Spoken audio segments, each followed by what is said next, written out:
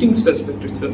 Today, we, the students of NISER, are going to speak on the problems that Sundargarh is facing to reaching the SDG 2 of zero hunger, and the problems, and as well as their possible solutions. The problems will include food insecurity, malnutrition, underproductivity, and lack of genetic diversity in Sundargarh. We will do our best to present the most efficient ideas that we have been able to come up with, and we hope that these will be of some help.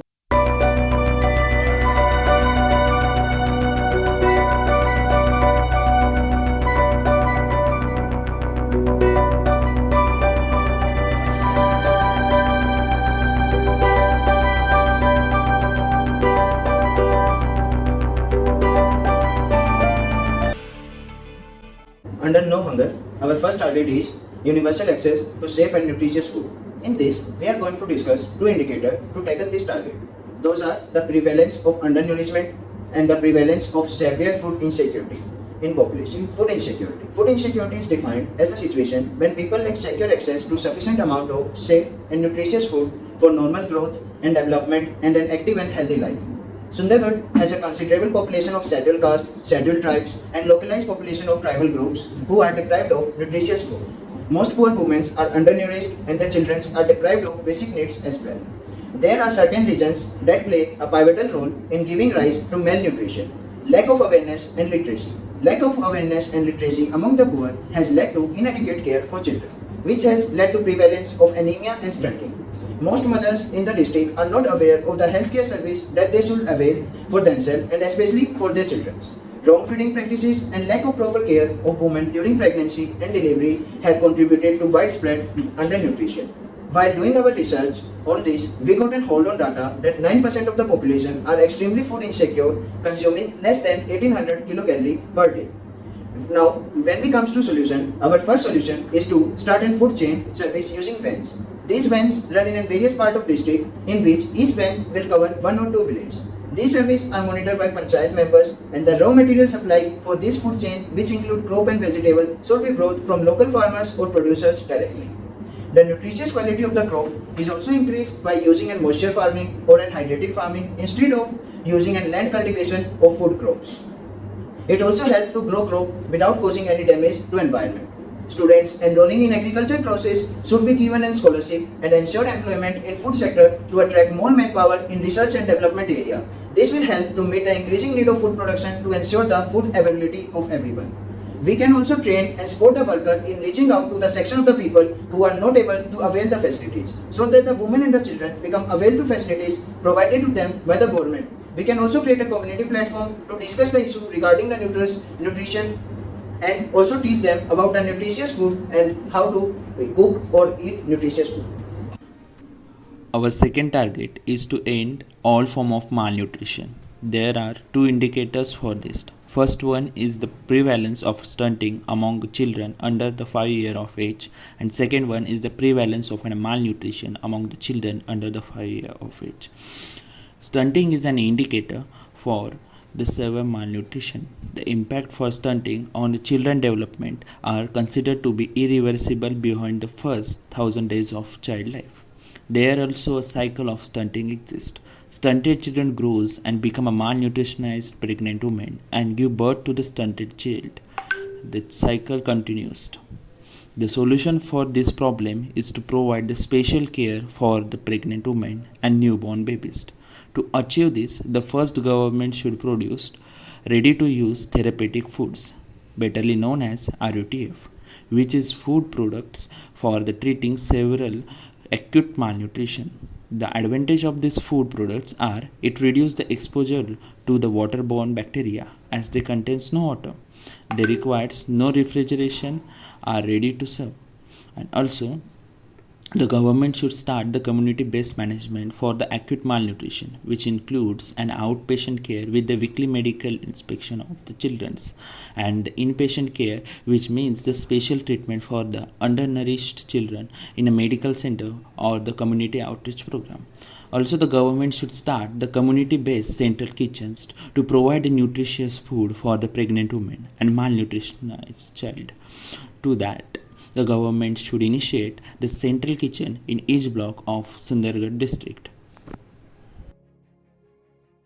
So we are going to discuss about the problems and solutions of indicator, that is to increase the productivity and income of small-scale food producers for achieving the SDG goal zero hunger. Firstly, we have to provide a proper marketing system, that is common central market, platforms like online apps and delivery system, and so that small farmers get more benefited. Further, we can connect farmers directly to the large food product manufacturers and final consumers without third parties, so that benefit will be more for primary farmers. Then we can reduce post-harvest losses through efficient storage and transportation, that is accessible and affordable, well-developed storage system, that is cold storage, and transportation facilities that will help farmers to reduce these losses by preservation of food over a long time. There should be a proper monitoring system for preventing partiality or inequality for female workers about the payment for the same amount of work. Lastly, we can provide accessible and affordable processing unit for increasing the value of raw products and making it economically more profitable to farmers. Now, regarding the fourth indicator of our SDG, that is sustainable food production and resilient agricultural practices, the target we sought to achieve is to ensure sustainable food production system and implement resilient agricultural practices that can increase the productivity and production, that help maintain ecosystem, strengthen capacity for adaptation to climate change and extreme weather, drought, flooding, and other disasters, that progressively improve land and soil quality by 2030. Our main focus for this target is proportion of agricultural area under productive and sustainable agriculture.